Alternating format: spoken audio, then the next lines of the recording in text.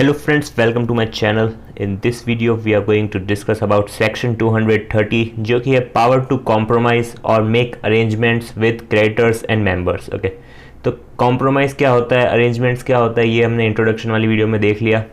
तो इस वीडियो में हम डायरेक्ट सेक्शन 230 की बात करेंगे. तो 230 किसकी बात करता है? The basic procedures to be followed for any compromise या फिर अरेंजमेंट या फिर meeting of creditors, members and security holders for approval and powers of NCLT. Okay, यानी जो भी कॉम्प्रोमाइज़ होता है किन के बीच में, क्रेडिटर्स और कंपनी के बीच में या फिर मेंबर्स और कंपनी के बीच में या कोई भी सिक्योरिटी होल्डर है कंपनी का उसके और कंपनी के बीच में. ओके, तो उस कॉम्प्रोमाइज़ या अरेंजमेंट का अप्रूवल का क्या प्रोसीजर रहेगा एंड साथ ही साथ पावर्स ऑफ एनसीएलटी भी हम सीखेंगे सेक्शन 230 में. 1 जिसमें दे रखा है पावर ऑफ ट्रिब्यूनल. ट्रिब्यूनल यानी NCLT, national company law tribunal. Okay, तो उसकी पावर किस चीज़ के लिए? Call for a meeting on an application file for compromise या फिर अरेंजमेंट. ओके, बिकॉज ट्रिब्यूनल जो है वो खुद तो एप्लीकेशन देगा नहीं क्योंकि ट्रिब्यूनल को तो कोई प्रॉब्लम है नहीं. कॉम्प्रोमाइज़ या अरेंजमेंट करने के लिए कोई कंपनी या फिर क्रेडिटर या फिर कंपनी का कोई मेंबर या फिर liquidator, in case voluntary liquidation हो जाता है तो वो किसी ना किसी को तो एप्लीकेशन डालनी पड़ेगी. तो यही कौन कौन लोग एप्लीकेशन डालेंगे ये सारी बातें दे रखी है. यानी ट्रिब्यूनल कब कॉल करेगा मीटिंग के लिए? जब एप्लीकेशन आएगी. किस चीज़ के लिए? कॉम्प्रोमाइज़ या अरेंजमेंट के लिए. ओके, अब वो कौन कौन देगा, क्या क्या होगा कंपनी में, वो सारी बातें सब सेक्शन 1 में है. तो इसमें दे रखा है वेयर कॉम्प्रोमाइज़ और अरेंजमेंट इज़ प्रपोज्ड बिटवीन, यानी कॉम्प्रोमाइज़ या अरेंजमेंट किन के बीच हो रहा है. ये हमने फर्स्ट वीडियो में देखा था. किन के बीच होता था? कंपनी और उसके क्रेडिटर के बीच या फिर कंपनी और उसके मेंबर्स के बीच. ओके, यही दो ही पॉसिबिलिटी हो सकती है. ओके, और क्रेडिटर में इंक्लूड होते हैं लाइक कोई भी कंपनी को लोन दे रखा है या फिर और भी किसी भी तरह का क्रेडिटर का आ गया है, बिकॉज इसमें लिखा भी है any class of them. Okay, और मेंबर में भी दे रखा है एनी क्लास ऑफ देम भी इंक्लूड. ओके, यानी कंपनी और उसके मेंबर या फिर एनी क्लास ऑफ देम या फिर कंपनी और उसके क्रेडिटर या फिर क्रेडिटर का कोई भी क्लास. ओके, तो ये दे रखा है इन दोनों के बीच कोई भी कॉम्प्रोमाइज़ या अरेंजमेंट प्रपोज हो रहा है. ओके, तो ट्रिब्यूनल क्या करेगी? ऑन एप्लीकेशन, यानी एप्लीकेशन जब आएगी कौन देगा एप्लीकेशन? कंपनी कि हमें कॉम्प्रोमाइज़ करना है या फिर अरेंजमेंट करना है, या फिर क्रेडिटर एप्लीकेशन देगा या फिर मेंबर देगा कोई कंपनी का एप्लीकेशन या फिर लिक्विडेटर देगा इन case of company is into voluntary liquidation, यानी वो अपनी इच्छा से लिक्विडेट कर रही है कंपनी. ओके, तो उस केस में भी क्या होगा?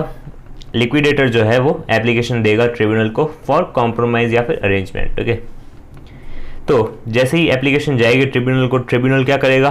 ऑर्डर देगा. किस चीज़ के लिए? मीटिंग, यानी उसमें मीटिंग बिठानी पड़ेगी ना, सब डिसाइड करना पड़ेगा कि किसको कितना कॉम्प्रोमाइज़ करना पड़ेगा या क्या अरेंजमेंट हमने सोचे हैं कंपनी को लेकर. ओके, तो उस चीज़ के लिए ट्रिब्यूनल ऑर्डर करेगा. किस चीज़ के लिए?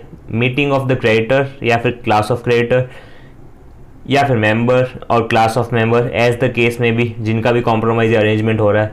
टू बी कॉल्ड, यानी बुलाया जाएगा और मीटिंग रखी जाएगी और कंडक्ट कराई जाएगी in such manner as tribunal directs. Okay, जैसा ट्रिब्यूनल डायरेक्ट करेगा उस मैनर में हमें मीटिंग कंडक्ट करनी पड़ेगी. और ये मीटिंग बुलाएगा कौन? ट्रिब्यूनल. ओके, यानी ऑर्डर पास करेगा मीटिंग बुलाने के लिए. नेक्स्ट इज सब सेक्शन 2 जो कि है डिस्क्लोजर्स बाय एप्लीकेंट. एप्लीकेंट कौन कौन था? कंपनी, कंपनी का क्रेडिटर, कंपनी का मेंबर या लिक्विडेटर. ओके, इन चारों में से चारों की बात की जा रही है कि वो डिस्क्लोजर क्या क्या देंगे. यानी एप्लीकेशन तो देंगे, साथ में उनको कुछ डिस्क्लोजर्स देने पड़ेंगे. वो क्या होंगे? तो कह रखा है द कंपनी या फिर कोई भी पर्सन जो भी एप्लीकेशन देता है उसको डिस्क्लोज करना पड़ेगा ट्रिब्यूनल को बाय एफिडेविट. क्या क्या चीज़ें? पहला, सारे material facts relating to company, यानी कंपनी की लेटेस्ट फाइनेंशियल पोजीशन क्या है, कंपनी की लेटेस्ट ऑडिटर्स रिपोर्ट क्या है ऑन अकाउंट्स ऑफ कंपनी, या फिर कोई पेंडिंग इन्वेस्टिगेशन तो नहीं चालू है या फिर कोई प्रोसीडिंग्स तो नहीं चल रहा है कंपनी के अगेंस्ट. ओके, तो इन सारे मटेरियल फैक्ट्स हैं, इनको भी डिस्क्लोज करना पड़ेगा. ओके, तो क्या क्या है? फाइनेंशियल पोजीशन, ऑडिटर रिपोर्ट या फिर कोई इन्वेस्टिगेशन या proceedings against the company. Next is reduction of share capital, यानी अगर रिडक्शन होता है शेयर कैपिटल का, इफ़ एनी अगर होता है तो उसका भी डिस्क्लोजर देना पड़ेगा अगर वो इंक्लूड है इन कॉम्प्रोमाइज़ या अरेंजमेंट. ओके, जैसे कि हमने पढ़ा भी था इंटरनल रिकंस्ट्रक्शंस वगैरह में कि क्या मतलब उसमें क्या होता है, शेयर कैपिटल को रिडक्शन कर सकते हैं हम, ओके, कॉम्प्रोमाइज या अरेंजमेंट में। तो ऐसा कुछ हो रहा है तो उसको भी डिस्क्लोज करना पड़ेगा।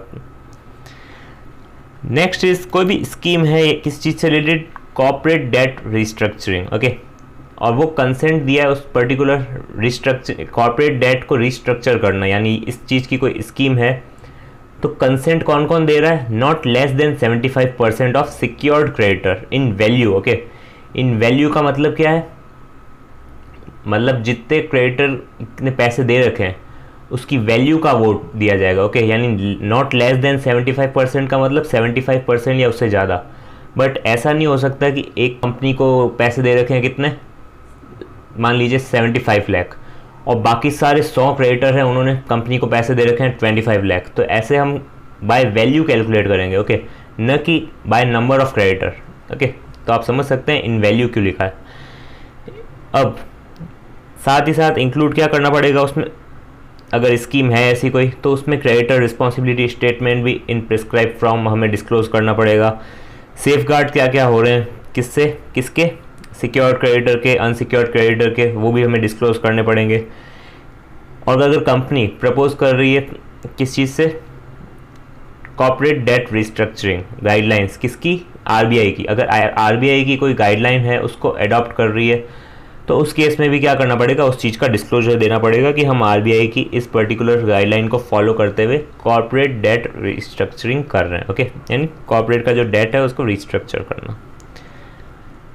Next is report by the auditor debt the fund requirement जो है कंपनी के आफ्टर, यानी जैसे ही कॉर्पोरेट डेट रिस्ट्रक्चरिंग हो जाएगा करना पड़ेगा, मतलब आफ्टर डेट क्या होगा, जो फंड है वो एडिक्वेट है या नहीं है, यानी लिक्विडिटी जो है उसका टेस्ट करवाना पड़ेगा। किसके एस्टीमेट पे, जो बोर्ड ने दिए हैं, ओके। बोर्ड ने जो भी एस्टीमेट दिए हैं उसके हिसाब से हमें क्या करना पड़ेगा, लिक्विडिटी टेस्ट देना पड़ेगा कि आफ्टर कॉर्पोरेट डेट रिस्ट्रक्चरिंग के बाद फंड की रिक्वायरमेंट जो है वो क्या रहेगी, ओके। तो इसकी भी रिपोर्ट जो है ऑडिटर की वो डिस्क्लोज करनी पड़ेगी। Next is the valuation report in respect of shares, property, all assets, चाहे वो टेंजिबल हो, इंटेंजिबल हो, मूवेबल हो, इमूवेबल हो। और कौन देगा valuation report, registered valuer, okay. But disclose कौन करेगा, कंपनी, ओके, या जो भी एप्लीकेंट है जो अप्लाई कर रहा है फॉर कॉम्प्रोमाइज या arrangement, okay. Next is sub section 3 जिसमें दे रखा है notice of meeting conducted on order of tribunal, यानी ट्रिब्यूनल के ऑर्डर पे जो मीटिंग कंडक्ट हो रही है ना फॉर कॉम्प्रोमाइज एंड अरेंजमेंट या अरेंजमेंट, तो उसके लिए सेक्शन 238 सब सेक्शन 3 है जिसमें दे रखा है where meeting is propose to be called in pursuance of order of tribunal, okay.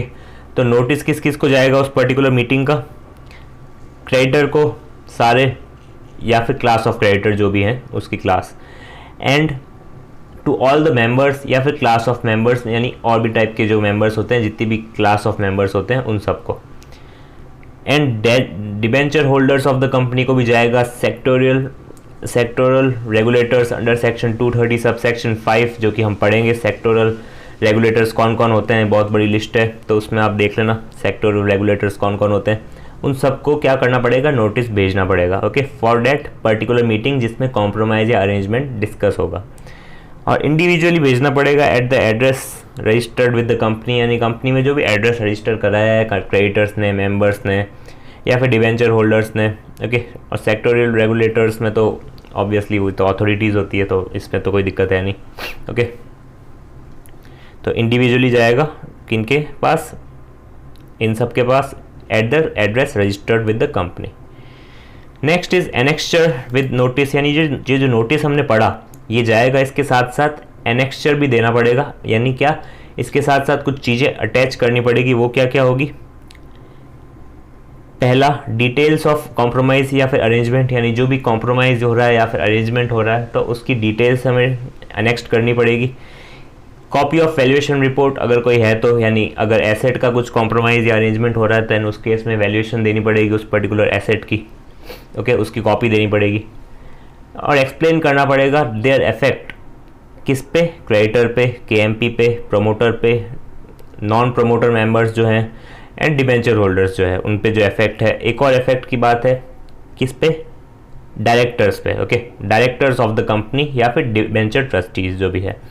और भी सच अदर मैटर्स जो है वो एनेक्स हो सकते हैं जो भी प्रिस्क्राइब किए गए हैं रूल 6 में, ओके, यानी और भी कोई मैटर्स अगर आएंगे तो वो प्रिस्क्राइब कर दिए जाएंगे रूल 6 में, तो वो रूल 6 भी आप पढ़ सकते हैं, ओके।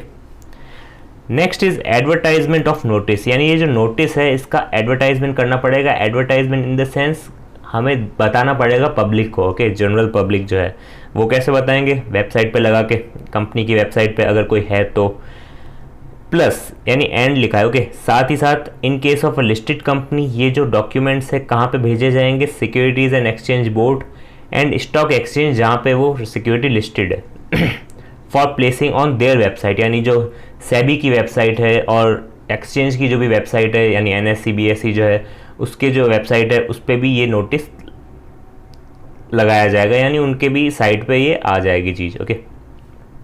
प्लस न्यूज़पेपर में भी लगा सकते हैं इन सच मैनर जो प्रेस्क्राइब किया गया है रूल 7 में, ओके। तो ये सिंपल से 3 है पॉइंट एडवर्टाइजमेंट से related.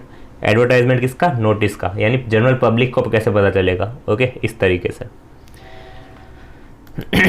Next is time period for receipt of the copies of the compromise और अरेंजमेंट। अब इसमें क्या दे रखा है, where the notice for the meeting is also issued by way of an advertisement it shall indicate the time, यानी time indicate करना है within which copies of compromise और arrangement shall be made available to the concern person free of charge from registered office of the company. यानी उसमें एक चीज़ mention होनी चाहिए, क्या, टाइम पीरियड जब कोई भी पर्सन, जो भी कंसर्न पर्सन है, मतलब जिसका मतलब लिंक है उस पर्टिकुलर कॉम्प्रोमाइज या अरेंजमेंट से, तो वो फ्री ऑफ चार्ज कब रजिस्टर्ड ऑफिस से ये पर्टिकुलर जो कॉपीज़ है वो ले सकता है, ओके।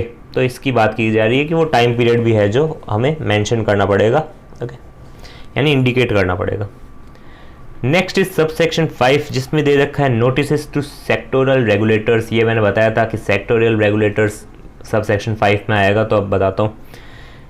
तो अगर वो इफेक्ट हो रहे हैं देन क्या होगा, a notice along with all the documents in such form as may be prescribe shall also be send to, किसको, सेक्टोरियल रेगुलेटर्स को, टू मेक रिप्रेजेंटेशन, यानी उनका क्या रिप्रेजेंटेशन है इस पर्टिकुलर कॉम्प्रोमाइज या अरेंजमेंट से रिलेटेड, ओके। अगर वो लिंक है, मतलब उनको कुछ इफेक्ट होता है तो, यानी कई सारी चीज़ें हो सकती है, इनकम टैक्स को कोई भी दिक्कत हो सकती है, या फिर सेंट्रल गवर्नमेंट इफेक्ट हो रही है, या फिर RBI, SEBI, registrar, official regulator, sorry liquidator, respective stock exchanges यानी NSE BSE, competition commission of India, या फिर अदर कोई भी रेगुलेटर है या फिर अथॉरिटी है which are likely to be affected, यानी वो अफेक्ट होंगे किस चीज़ से, उस पर्टिकुलर कॉम्प्रोमाइज या अरेंजमेंट से, ओके। तो इसमें बेसिकली इनकम टैक्स वगैरह आप समझ सकते हैं कि इफेक्ट पड़ सकता है उन पर, बिकॉज टैक्स वगैरह का कोई मैटर है और उस पर कोई इफेक्ट जा रहा है बाय डेट कॉम्प्रोमाइज या अरेंजमेंट, तो उस केस में IT अथॉरिटीज़ जो है उनको इफेक्ट जाएगा, तो उनको भी हम नोटिस भेजेंगे किस चीज़ के लिए, टू मेक रिप्रेजेंटेशन, ओके, यानी वो अपना रिप्रेजेंटेशन रखेंगे कि ये चीज़ होनी चाहिए या नहीं होनी चाहिए।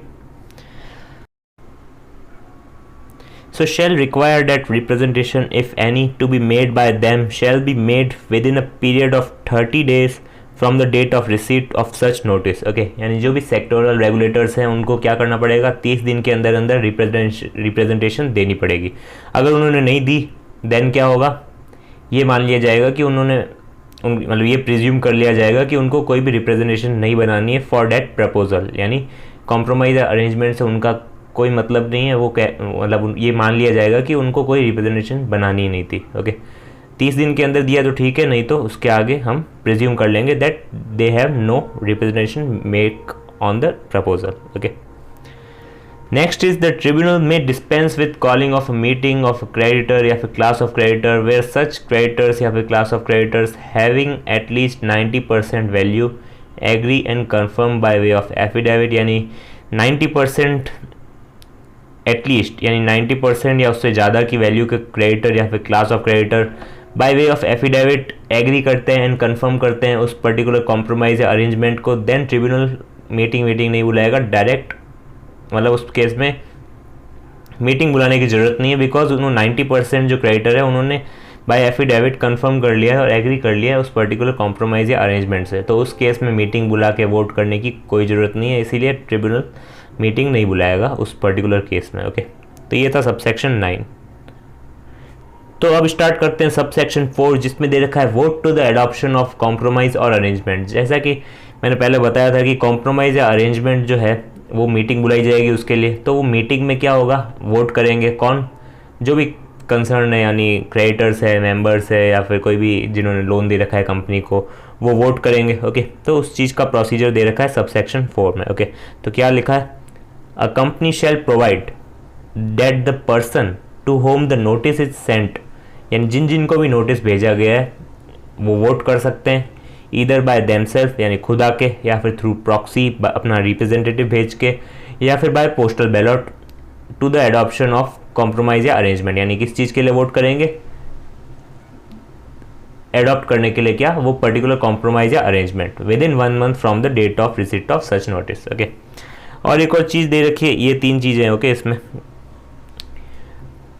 और है एक चीज़, प्रोवाइड डेट एनी ऑब्जेक्शन, यानी ऑब्जेक्शन जो है वो कौन उठा सकता है, ओनली बाय पर्सन जिसने क्या कर रखा है 10% या उससे ज़्यादा की शेयर होल्डिंग है कंपनी में, या फिर outstanding debt amounting to not less than 5%, यानी 5% या उससे ज़्यादा का आउटस्टैंडिंग डेट है, और वो 5% किसका है, of total outstanding date. Okay, यानी जितना भी टोटल आउटस्टैंडिंग डेट है कंपनी का उसका 5% या उससे ज़्यादा का डेट है उस पर्टिकुलर पर्सन के पास, तो उस चीज़ में वो क्या कर सकता है, ऑब्जेक्शन उठा सकता है उस पर्टिकुलर कॉम्प्रोमाइज़ या अरेंजमेंट का। ओके, और ये जो आउटस्टैंडिंग डेट है ये कैसे कैलकुलेट करेंगे, as per latest audited financial statement. Okay, simple सा पॉइंट है। तो इसमें भी दे रखा है बाय चार्ट कि ऑब्जेक्शन कॉम्प्रोमाइज़ या अरेंजमेंट के लिए कौन अराइज कर सकता है, ऐसे पर्सन जिन्होंने होल्ड कर रखे हैं 10% या उससे ज़्यादा की शेयर होल्डिंग है जिनके पास, या फिर हैविंग आउटस्टैंडिंग डेट 5% और more of the total outstanding date. Okay, तो अब बात करते हैं सबसेक्शन 6 जिसमें दे रखा है बाइंडिंग ऑर्डर ऑफ ट्रिब्यूनल। इसमें एक बहुत बड़ी लाइन दे रखी है, आप एक बार पढ़ लेना, उससे आपको ज़्यादा क्लैरिटी आएगी। तो मैं एक बार पढ़ लेता हूँ। Where at the meeting held, यानी जहाँ मीटिंग हेल्ड हुई, majority of person representing 3/4 in value of the creditor, यानी वो पर्सन जो हैं रिप्रेजेंट कर रहे हैं 3/4 in value of creditor. Okay, यानी 100 लाख का लोन ले रखा है कंपनी ने उन क्रेडिटर से, तो उसका 3/4। ओके, 3/4 कितना हुआ, 75 या उससे ज़्यादा की वैल्यू वो रिप्रेजेंट कर रहे हैं क्रेडिटर, एज द केस में भी, वोटिंग इन पर्सन या फिर बाय प्रॉक्सी या फिर पोस्टल बैलट, और वो एग्री करते हैं कॉम्प्रोमाइज़ या अरेंजमेंट के लिए, इफ़ सच कॉम्प्रोमाइज़ या अरेंजमेंट सैंक्शन हुआ है bye the tribunal by the order. Okay, तो वो जो सेम जो ऑर्डर है वो बाइंड होगा किस पे, कंपनी पे। ओके, कंपनी पे प्लस ऑल द क्रेडिटर्स पे प्लस क्लास ऑफ क्रेडिटर्स पे, मेंबर्स पे, क्लास ऑफ मेंबर्स पे, एज द केस में भी। ओके, यानी अगर वो अप्रूव हो गया, एडॉप्ट हो गया उस पर्टिकुलर मीटिंग में वो कॉम्प्रोमाइज़ या अरेंजमेंट, तो वो बाइंड होगा वो ऑर्डर किस पे, पूरी कंपनी पे, उसके क्रेडिटर्स पे, यानी सारे क्रेडिटर्स पे और सारे मेंबर्स पे और क्लास ऑफ मेंबर्स पे। ओके, तो यही पर्टिकुलर चीज़ दे रखी है। ओके, आगे बढ़ लेते हैं। और in case of company being wound up, यानी कंपनी वाउंड अप हो रही है, then on the liquidator. Okay, appointing under this act और insolvency and bankruptcy code 2016। Okay, तो उस पर भी क्या होगा, बाइंड होगा ये पर्टिकुलर ऑर्डर। तो ये था सिंपल सबसेक्शन 6। इसमें बेसिकली कहा गया था बस कि जो जो पर्सन एग्री करते हैं, तो अगर उन्होंने वोट दे दिया और वो अप्रूव हो गया कॉम्प्रोमाइज़ या अरेंजमेंट, देन सारे ही क्रेडिटर्स पे वो अप्लाई होगा, यानी बाइंड होंगे वो भी। नेक्स्ट इज सबसेक्शन 7 जिसमें दे रखा है particulars to be stated in the order, यानी ऑर्डर जो है उसमें पर्टिकुलर्स क्या क्या स्टेट करने। Where the compromise arrangement provides for the conversion of preference shares, यानी प्रेफरेंस शेयर्स का कन्वर्जन अगर हो रहा है बाय कॉम्प्रोमाइज या अरेंजमेंट, किसमें, इक्विटी शेयर्स में, यानी कन्वर्ट हो रहे हैं प्रेफरेंस शेयर्स इक्विटी शेयर्स में, then such preference share holder shall be given an option, यानी उनको ऑप्शन दिया जाएगा, या तो उनके एरियर्स ऑफ डिविडेंड है, यानी जो भी डिविडेंड उनको मिले नहीं है अभी तक, एरियर्स है जो भी, वो उनको कैश में मिल जाए, या फिर वो एक्सेप्ट कर लें उस पर्टिकुलर डिविडेंड जो आउटस्टैंडिंग है उसके बदले इक्विटी शेयर्स। ओके, कितनी वैल्यू तक के, जितना डिविडेंड पेबल है उनको। ओके, तो ये पर्टिकुलर्स स्टेट होंगे उस ऑर्डर में। साथ ही साथ protection to any class of creditors, अगर कोई भी क्लास ऑफ क्रेडिटर्स के लिए कुछ प्रोटेक्शन है तो वो भी। इफ़ द कॉम्प्रोमाइज या अरेंजमेंट किस चीज़ के लिए है, results in variation of share holding rights, okay, share holders के राइट को अफेक्ट कर रहा है वो पर्टिकुलर कॉम्प्रोमाइज या arrangement, then it shall be given effect to the section 48, ओके। सेक्शन 48 हमारे कोर्स में नहीं है बट आपने आईपीसीसी में पढ़ा होगा, उसमें ये वेरिएशन की बातें की गई है। Next is if the compromise या फिर arrangement is agreed by the creditor under subsection 6, subsection 6 कौन सा था, binding order of tribunal, okay, यानी क्रेडिटर्स ने अप्रूव कर दिया है, यानी जितने भी क्रेडिटर्स की रिक्वायरमेंट थी अप्रूवल के लिए वो आ गई है, तो उस केस में क्या होगा, एनी प्रोसीडिंग्स पेंडिंग जो भी है before the board for industrial and financial reconstruction establish हुआ है section 4 of sick industries companies, यानी कुछ भी मतलब जिसमें क्या होता है बेसिकली जो सिक इंडस्ट्रीज़ होती है उनके लिए ये एक्ट बना हुआ है, तो उस केस में जो भी पेंडिंग प्रोसीडिंग्स है वो सारी हो जाएगी एबेट, यानी ख़त्म हो जाएगी, ओके। एबेट का मतलब क्या होता है कि उसका इफेक्ट जो है वो कम हो जाएगा, बिकॉज कॉम्प्रोमाइज़ या अरेंजमेंट से क्या होता है बेसिकली जो कंपनी की बैलेंस शीट है वो अच्छी दिखने लगती है, ओके। तो उस केस में जो सिक इंडस्ट्रियल कंपनीज़ है उसमें अगर कोई भी पेंडिंग प्रोसीडिंग्स चल रही है तो उस केस में क्या होगा, उसका इफेक्ट जो है वो कम हो जाएगा, यानी ख़त्म हो जाएगा basically, okay. Next is such other matters including exit offer, यानी जो डिसेंटिंग शेयर होल्डर्स है जो एग्री नहीं कर रहे हैं इन पर्टिकुलर कॉम्प्रोमाइज अरेंजमेंट से, तो उनके लिए क्या एग्जिट ऑफर दिया गया है, और जो भी कोई मैटर्स है वो सारे क्या करने पड़ेंगे, हमें स्टेट करने पड़ेंगे in order, okay. Provided that no compromise या arrangement shall be sanction by the tribunal unless certificate by the company's auditor has been filed, यानी कंपनी का जो ऑडिटर है वो सर्टिफिकेट देगा with the tribunal to the effect that accounting treatment जो हो रहा है वो किसके अकॉर्डिंग हो रहा है, अकाउंटिंग स्टैंडर्ड्स के, ओके, यानी जो भी कंपनी के ऊपर एप्लीकेबल हो रहे हैं अकाउंटिंग स्टैंडर्ड्स, ओके। तो कंपनी पे बेसिकली लिस्टेड कंपनी में तो सारे ही होते हैं, ओके। तो उस केस में जो भी अप्लाई हो रहे हैं अकाउंटिंग स्टैंडर्ड्स तो उसको अच्छी तरह से कंप्लाई हो रहा है या नहीं हो रहा है, तो उसका भी एक ऑडिटर जो है वो क्या देगा, सर्टिफिकेट देगा। नेक्स्ट इज सबसेक्शन 8 जिसमें दे रखा filing of order of tribunal with registrar, okay. ये छोटा सा सेक्शन है, इसमें कहा गया है सबसेक्शन छोटा सा है, the order of the tribunal shall be filed with registrar by the company with in a period of 30 days, 30 दिन के अंदर अंदर क्या करना है, ऑर्डर ऑफ द ट्रिब्यूनल कहाँ पे फाइल करना है, रजिस्ट्रार में। नेक्स्ट इज सबसेक्शन 10 जिसमें दे रखा है exemption in relation to buyback of shares, यानी no compromise arrangement in respect of any buyback of securities under this section, इस सेक्शन में बायबैक ऑफ सिक्योरिटीज कवर नहीं होता। This section shall be sanctioned by the tribunal unless such buyback in accordance with, यानी अगर accordance with section 68, section 68 क्या है, buyback का basically, okay, तो वो वहाँ कवर होगा, इसमें नहीं होगा, ओके। नेक्स्ट इज सबसेक्शन 11 जिसमें दे रखा है inclusion of take over offer, okay. Any compromise arrangement वो इंक्लूड हो सकता है उसमें क्या, take over offer made in such manner as may be prescribe provided that in case of a listed company take over offer shall as per the regulation frame by SEBI, okay. यानी company अगर take over हो रही है यानी कुछ भी ऐसा कुछ हो रहा है, देन उस केस में वो भी मैटर्स इंक्लूड होंगे कॉम्प्रोमाइज या अरेंजमेंट में, बट हमें क्या करना है, जो भी रेगुलेशंस बनाई गई है सेबी के द्वारा उसको पर्टिकुलर फॉलो करना है, ओके। नेक्स्ट इज सबसेक्शन 12 जिसमें दे रखा है application to tribunal by aggrieved party.